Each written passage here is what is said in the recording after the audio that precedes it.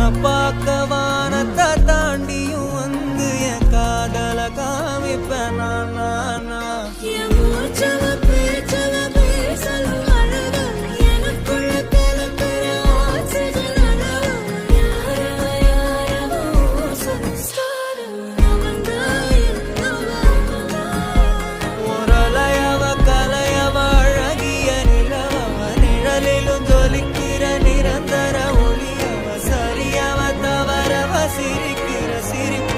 அவதான் காரணமா